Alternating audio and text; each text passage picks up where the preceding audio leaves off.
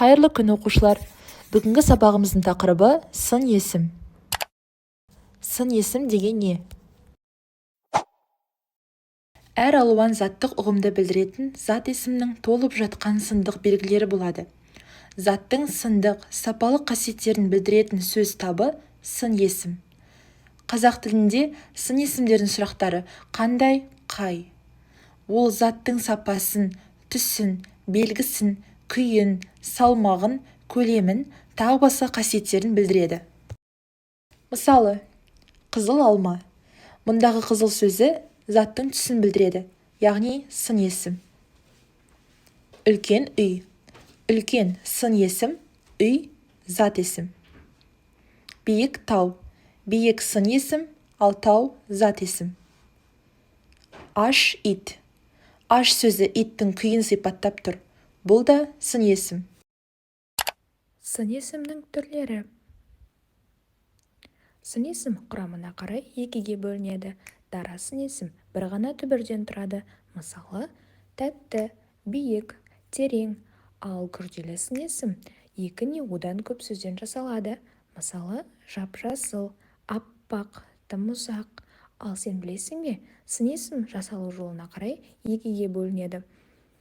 Біріншісі негізгі сын есім ешқандай қосымшасыз түбір күйінде айтылады. Мысалы, көк аспан, таза су, асау ат.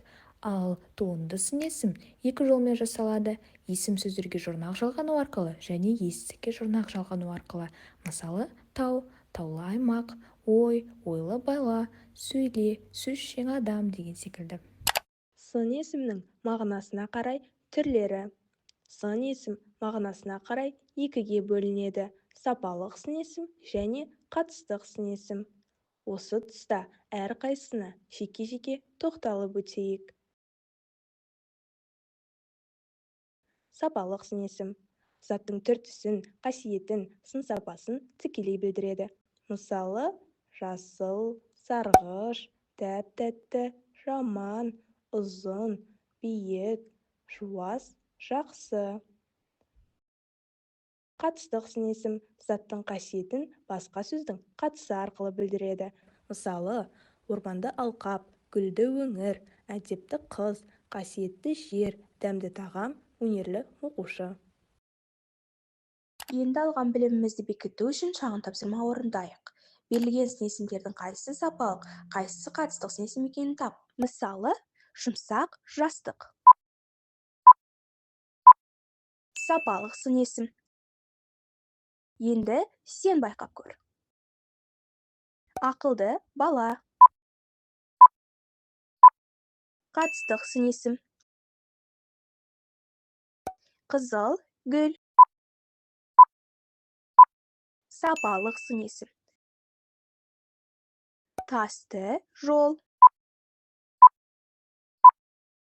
Қатыстық сын есім. Жарайсың, барлық сын есімді дұрыс таптың. Ал енді үй тапсырмасына тоқталайық. Сын есімдерді қолданып, өз ойларыңыздан сөйлем құрастырыңыздар. Шығармашылықпен орындауға тырысыңыздар.